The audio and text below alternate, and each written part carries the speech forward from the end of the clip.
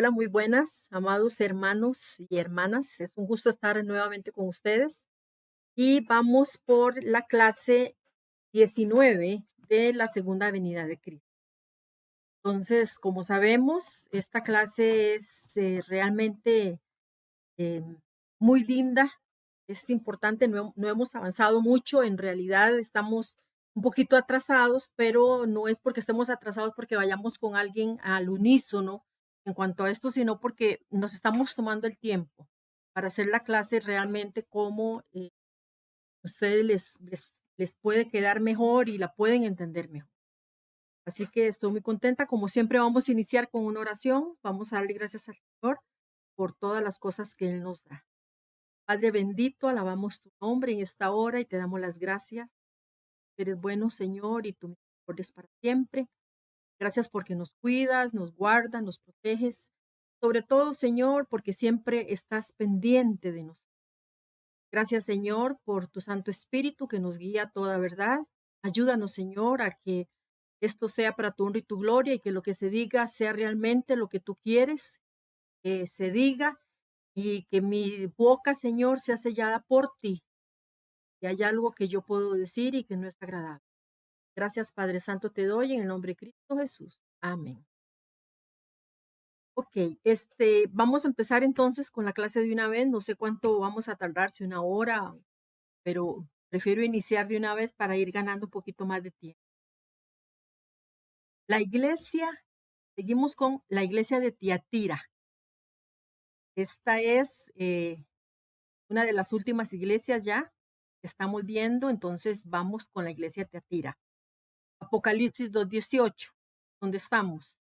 Y dice la cita, escribe al ángel de la iglesia en Tiatira, así dice el Hijo de Dios, cuyos ojos son como llama de fuego y cuyos pies se asemejan al bronce pulido.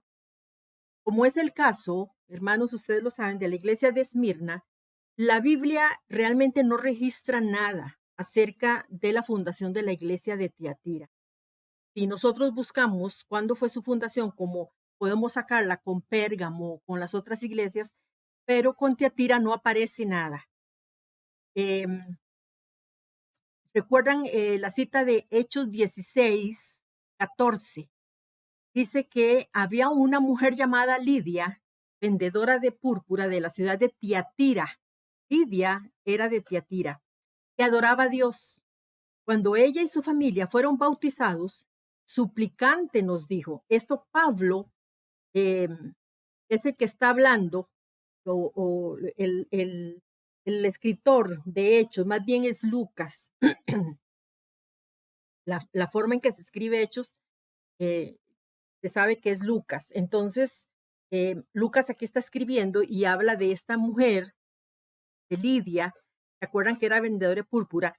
La gente que vendía púrpura en esta época era una gente que económicamente estaban, podría decirse que bien, porque la púrpura no era tan barato realmente.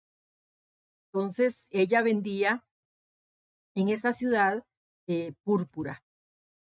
Entonces, el versículo 15 dice, cuando ella y su familia fueron bautizados, suplicante nos dijo, si ustedes consideran que estoy fiel al Señor, vengan a mi casa y hospédense allí. Y nos sentimos obligados a quedarnos allí. Entonces, Lidia se convirtió bajo el ministerio de Pablo en Filipo. Ahí es donde ella se convierte. En el versículo 15 registra que los miembros de su familia también abrazaron la fe en Jesucristo, el evangelio que Pablo les había llevado, y fueron bautizados. Esta gente se convirtió de corazón, sabían ya por las explicaciones que en el mismo evangelio se le dice a la gente que tienen que tomar una decisión por Cristo en obediencia, que es el bautismo, y ella, juntamente con su familia, los que habían creído, fueron bautizados. Ahora, es posible, según la historia, que Lidia y su familia participaran en el inicio de la iglesia de Tiatira.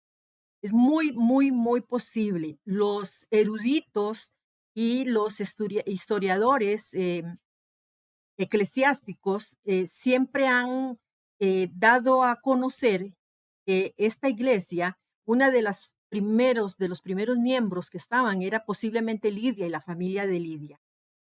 Entonces, vemos cómo se funda durante el ministerio de Pablo en Filipos. Veamos Hechos 19:10. Dice, esto se prolongó durante 2 años, así que muchos de los judíos y griegos que vivían en la provincia de Asia llegaron a oír la palabra del Señor.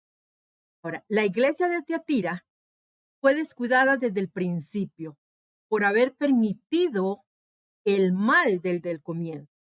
Este era el pecado de Tiatira, la permisibilidad. Ellos eran permisivos en alcahuetear el pecado. Pudimos ver cómo el Señor reprende a esta mujer llamada Jezabel del Nuevo Testamento, pero ella no se arrepintió. Esa Jezabel nuevo testamentaria de Tiatira era demasiado orgullosa y malvada para arrepentir. Esta Jezabel era en su conducta, en su comportamiento, en su forma de ser, era como la Jezabel del Antiguo Testamento. El Señor se refiere a ella como una mujer que seducía a los siervos de Dios para llevarlos por el mal camino, por el camino de la idolatría y dejar al Dios verdadero. Ahora, lastimosamente, Jezabel no fue separada de la iglesia de Tiatira. Tenían esta clase de miembro en esta iglesia con este tipo de comportamiento semejante o igual al comportamiento de la Jezabel del Antiguo Testamento, y esta iglesia no la separa, no la separó por su pecado. Fueron sordos al mandato de Cristo y siguieron con esta prostituta Jezabel tras la iglesia papal, la cual fue nombrada como oficial a base de su inmoralidad y pecado. Fueron permisivos con esta situación, la cual era desobediencia abierta a Cristo. Acá es donde los verdaderos creyentes siguieron tras la verdad de la palabra y no tras la iglesia de Roma, la que Constantino declaró por él mismo oficial, la iglesia de Roma. No es una declaración del Señor, pues Cristo no era el fundador ni la cabeza de la iglesia de Roma, así que no era una declaración que el Señor estaba haciendo. Aquí quien estaba declarando a la iglesia de Roma como la iglesia oficial del Señor era Constantino, porque le convenía. Con esta actitud, la que se llamaba iglesia local o iglesia oficial, según los seguidores de Constantino, perseguía rigurosamente y lograron exterminar a centenas de miles de verdaderos cristianos que no negaron su fe. Recordemos de Constantino que había gobernado el Imperio Romano durante 30 años, hasta su muerte en Nicomedia. Ahí fue donde es la actual Izmir, en Turquía. Él muere el 22 de mayo del año 337 después de Cristo. Constantino declara al cristianismo como una religión de Estado adaptada a las necesidades del imperio. Bajo esta apariencia de una nueva iglesia institucionalizada, católica y romana, en el año 325 después de Cristo, así es como nace la Iglesia Católico Romana en este año. Los que para el ojo de Constantino eran cristianos, en adelante no solo deberían obediencia al Dios de él, porque el Dios de Constantino no era el Dios de los verdaderos cristianos, por tanta idolatría y tantas cosas que estaban empezando en sus herejías y a desviarse de la verdad.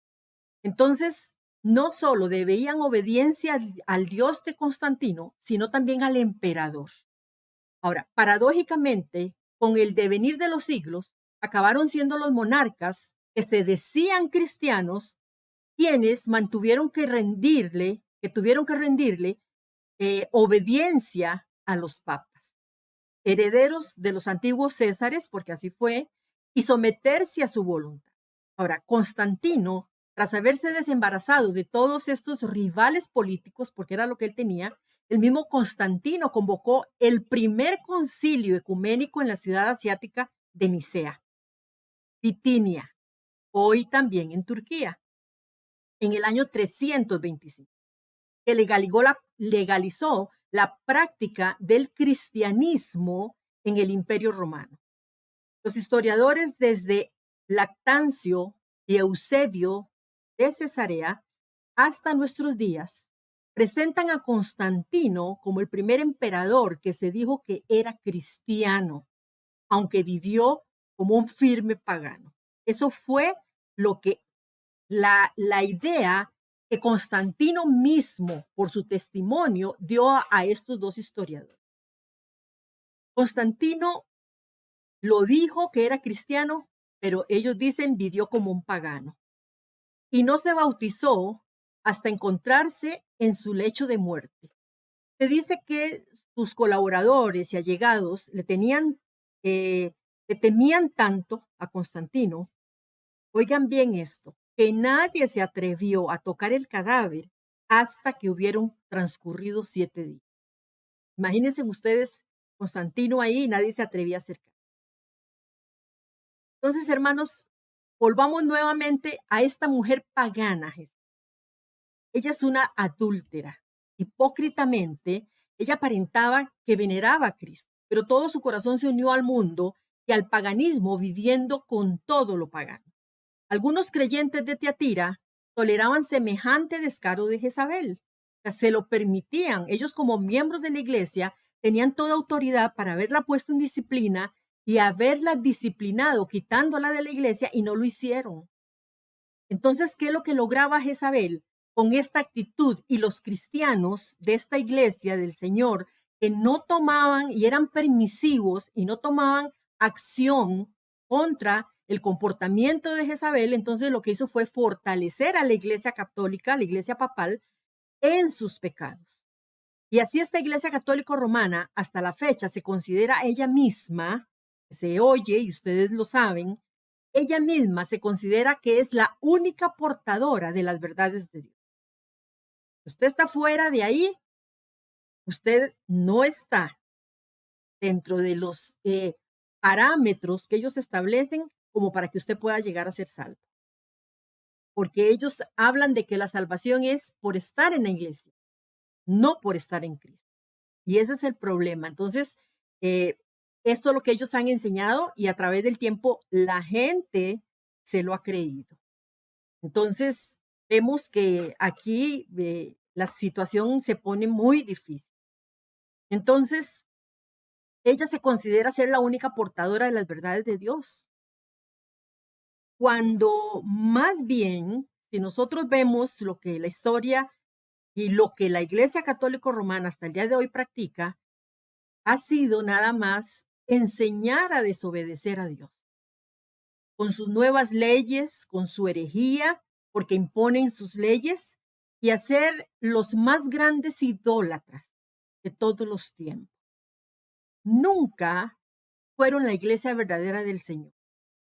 Cuando Constantino la establece, muchos más bien que venían de la iglesia del Señor desviaron su fe y se apartaron y se unieron a Constantino, porque él era el emperador y él mismo se autoproclamó el primer papa. Cuando nosotros vemos estas cosas, nos damos cuenta y le damos gracias a Dios en la iglesia en que el Señor nos puso y la oportunidad que nos dio de conocer a Cristo. Entonces, vemos que más bien lo que se hizo fue imponer leyes, ponen leyes a su antojo, a lo que ellos creen, a lo que ellos suponen. Eh, Dolorosamente, la palabra de Dios ahí no tiene ningún papel de práctica, como modo de vida, como práctica de vida, porque a ellos no les interesa. Ellos tienen sus propias leyes y se dirigen y se mueven por sus propias leyes. Entonces son los más grandes idólatras también de todos los tiempos. Nunca fueron la iglesia del Señor. Lo han demostrado al introducir imágenes, estatuas, reliquias, santos. Todo antibíblico, todo este tipo de imágenes que fue hecha por manos humanas, por manos que están cargadas igual de pecado, son los que hicieron estas estatuas y son los que ellos veneran y hablan como si fuera realmente que está ahí esa persona.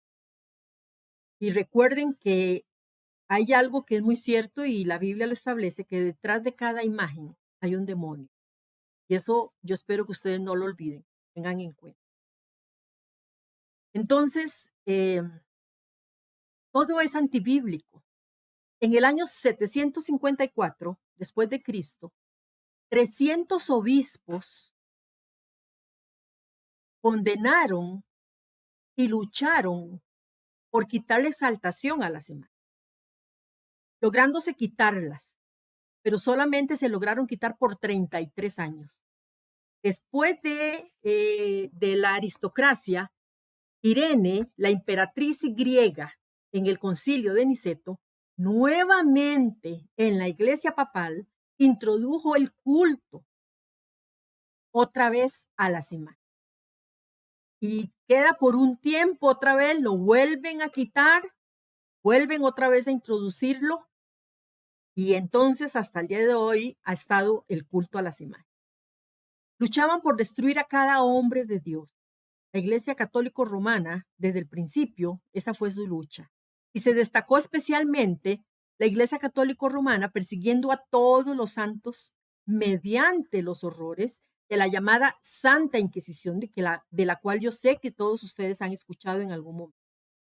Pero el castigo llegó y en el tiempo de las cruzadas, lo mejor de los hijos murieron cuando centenas de miles de cadáveres se extendían por el camino hacia la Tierra Santa. ¿Hijos de quiénes? De esta gente que había perseguido a la iglesia del Señor.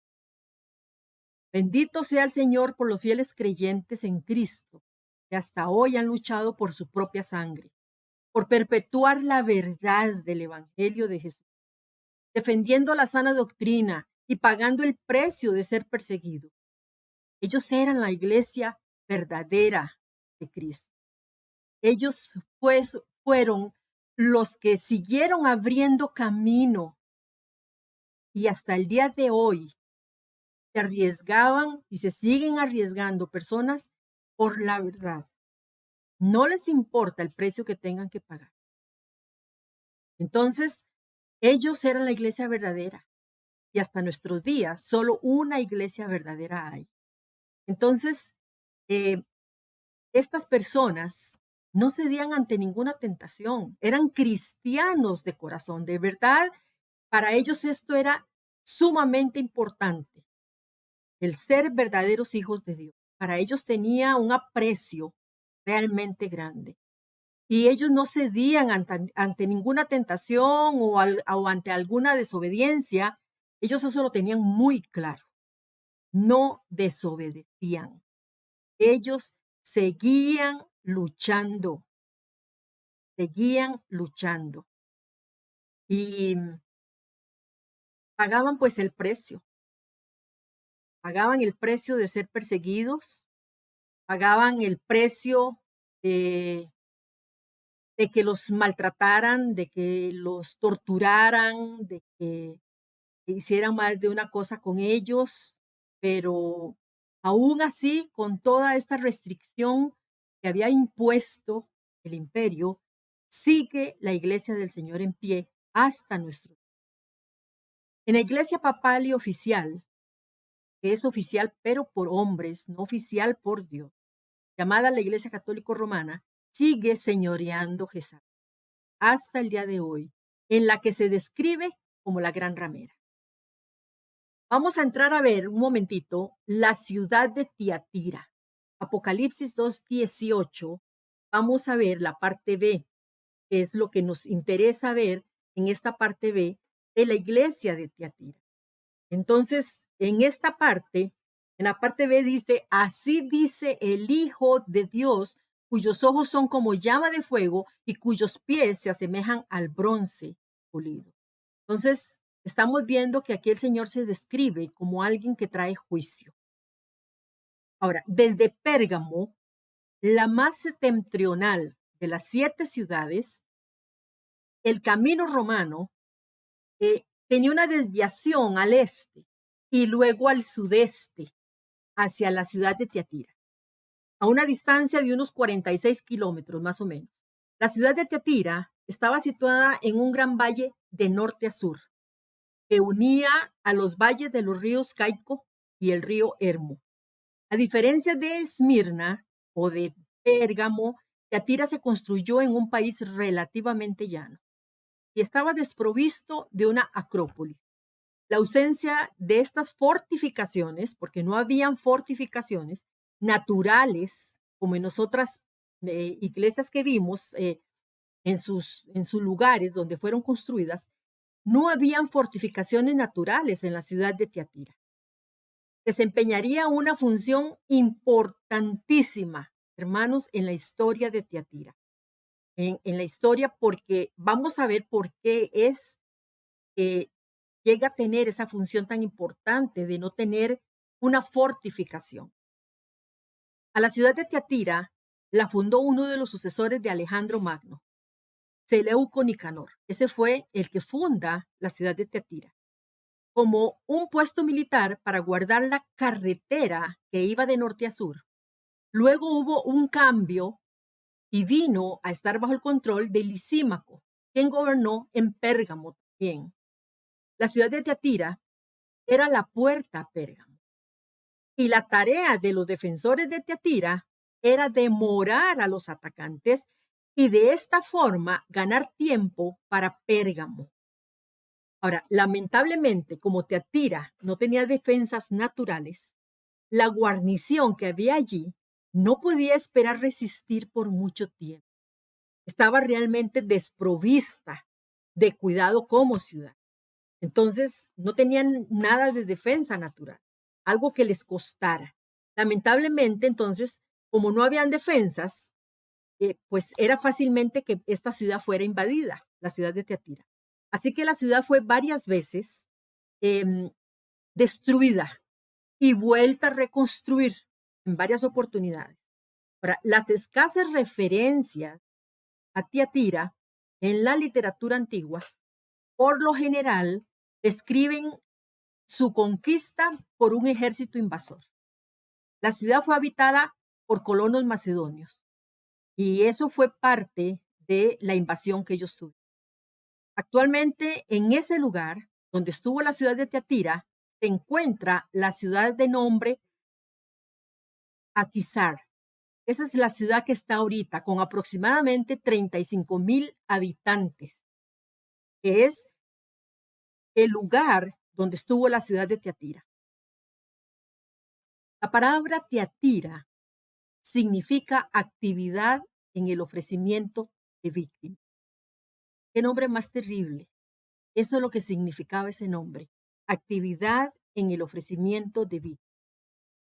Y por último, alrededor del año 190 a.C., la ciudad de Teatira fue conquistada y anexada por los romanos y disfrutó de una paz romana durante un tiempo.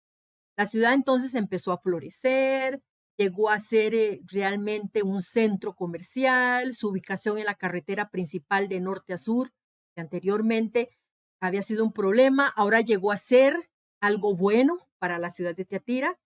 Y este camino se hizo aún más importante en tiempos del Imperio Romano, ya que unía a Pérgamo con la Odisea y con Esmirna y las regiones interiores de la provincia de Asia. También sirvió como ruta de correo para los romanos en el tiempo en el que se escribió el libro de Apocalipsis. Teatira estaba entrando en su periodo de mayor prosperidad. La ciudad de Teatira fue célebre también por sus numerosos gremios.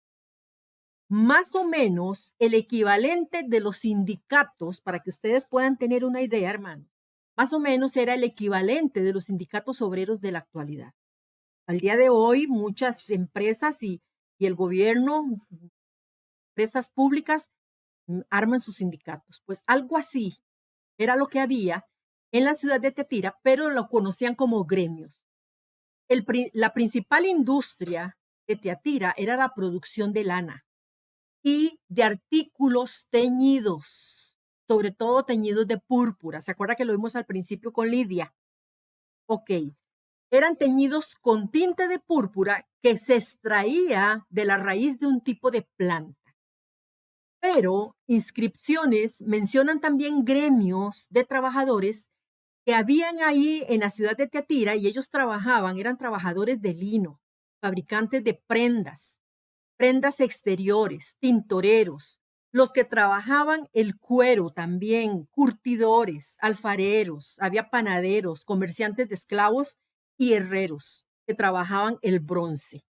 Ahora, es probable que Lidia representara al gremio de este que le estábamos hablando, pero en Filipos. Hechos 16:14 dice, entre las que nos oían estaba una mujer llamada Lidia, que vendía telas de púrpura en la ciudad de Tiatira. Lidia adoraba a Dios y el Señor tocó su corazón para que diera cabida a lo que Pablo decía. Pablo estaba predicando en Filipos y Lucas, que escribe, cuenta cómo es que Tiatira conoce de Cristo. Y dice entonces que entre esta ciudad, dice que oyeron de esta mujer Lidia que vendía telas de púrpura en la ciudad de Tiatira. Y sabían que Lidia adoraba a Dios. Y el Señor entonces, cuando Pablo estaba hablando del Evangelio, toca el corazón de Lidia y ella da cabida en su corazón al Evangelio y escucha atentamente lo que Pablo estaba predicando. Entonces, mostrando el mercado de Tiatira, podemos ver que se extendía entonces de una manera grande a través del mar Egeo a la región de Grecia. A diferencia de la ciudad de Pérgamo o de la ciudad de Esmirna, la ciudad de Tiatira no era un centro religioso importante, como lo que habíamos visto anteriormente en las otras cartas a las iglesias. El dios principal que adoraban los moradores de la ciudad de Tiatira era el dios griego del sol, Apolo. A ese era el que ellos adoraban. Tampoco parece haber habido una considerable población judía. La presión que enfrentaron, eso sí, hermanos, los cristianos en Tiatira vino de parte de los gremios. ¿Por qué? Porque los cristianos, para mantener un trabajo o echar a andar un negocio, era necesario ser miembro de uno de estos gremios. Cada gremio tenía su patrona como una deidad, en cuyo honor se celebraban fiestas que culminaban con sacrificios de carne a los ídolos y con inmoralidad sexual. Imagínense entonces los cristianos teniendo que pertenecer a un gremio para poder trabajar de una forma legal ante las leyes y tenían que hacerlo de una manera en que a ellos más bien les era difícil pertenecer a este gremio por el tipo de situaciones que se desarrollaban y las fiestas que ellos hacían, que todo tenían sus deidades, sus patronas, y celebraban fiestas que culminaban siempre con sacrificios y también había mucha inmoralidad sexual. Los cristianos entonces tenían que enfrentar el dilema de asistir a estas fiestas o posiblemente pues perder el sustento, porque si ellos no iban, pues perdían el sustento y perdían el trabajo. La forma en la que algunos en la iglesia de Tiatira estaban manejando la situación hizo que el Señor Jesucristo se preocupara mucho por la situación de Tiatira. Entonces, es importante saber que esta ciudad, que este lugar de Tiatira, fue una ciudad que si bien tuvo mucho comercio, no estaba con una acrópolis tan grande, pero sí había mucha gente que trabajaba y que los cristianos para poder trabajar tenían que pertenecer a un gremio. No podían trabajar ellos sin pertenecer a un gremio o pertenecer como al día de hoy sería un sindicato. Entonces, estamos hasta aquí viendo lo que es la ciudad de Tiatira. Yo como siempre les voy a mandar el mapita y las imágenes de Tiatira, de las ruinas de la ciudad, para que ustedes se den cuenta cómo era esta ciudad y verán que el terreno era llano. De verdad no había, eh, era bonito el terreno en ese tiempo. Y aparte no había una acrópolis. Solo un dios tenían ellos de adoración, que era el dios al sol, y era el único al cual ellos adoraban. Si Dios lo permite, hermanos, ya la próxima semana vamos a entrar entonces con la otra parte, ya lo que es propiamente eh, la iglesia de Teatira para que puedan entonces ir ya avanzando con lo que estamos viendo de las iglesias. Así que hermanos, de verdad ha sido un enorme, pero enorme gusto estar con ustedes, traerles esta clase. No quise hacerla muy grande porque como ustedes tienen hoy también la clase de la iglesia, entonces son dos tareas que tienen que hacer. Y por eso entonces no quise extenderme mucho en esta iglesia para darles a ustedes oportunidad de que puedan presentar la clase de una manera correcta y que puedan hacer las tareas y que no tengan que correr tanto. Pero tareas sí tienen. Como siempre ustedes saben que yo les dejo tareas, nunca eh, les he dejado de mandar tareas, aunque la clase es pequeña, hermanos. Sí, sí tienen bastantes preguntas. Eso sí, no les voy a mentir, salieron 42 preguntas solamente de esta clase y vean lo que duró esta clase, es una clase pequeña, pero hay cosas muy importantes, muy interesantes, sobre todo a nivel de iglesia y a nivel de lo que fue Constantino y el papel que jugó Constantino, es muy importante que ustedes lo tengan presente. No lo olviden. No olviden a esta mujer Jezabel, que llegó a traer tantos problemas a la iglesia. No estamos hablando de la Jezabel del Antiguo Testamento como persona, porque no duró tanto tiempo.